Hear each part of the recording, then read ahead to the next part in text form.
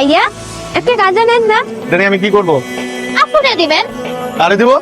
আপু। কেন আপু পাইলে কই? আশপাশে কোনো আপু আছে? আপু নাই কিন্তু আইবো। আপনি এই গাঁজাটা নেন না, কত সুন্দর, আমি নিজে হাতে বানাইছি। তুমি অনেক সুন্দর করে কথা বলো। কোনটা নিব? এই যে এটা নেন। এটা কত একটা? 10 টাকা।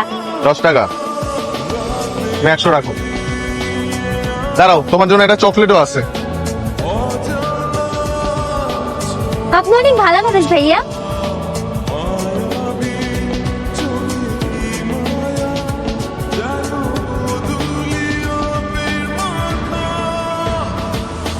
কি বড় হইলে মেয়েরা মনে সুন্দর হয়ে যায় না?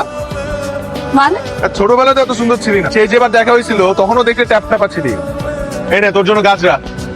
বাহ, খুব সুন্দর তো। আমার জন্য নিছিলি না গার্লফ্রেন্ডের জন্য? এত ঘুরায় পেঁচে জিজ্ঞেস করস কেন? সরাসরি জিজ্ঞেস করলেই তো পারিস। আর আমার জীবনে তুই প্রথম এবং তুই শেষ মেয়ে বন্ধু।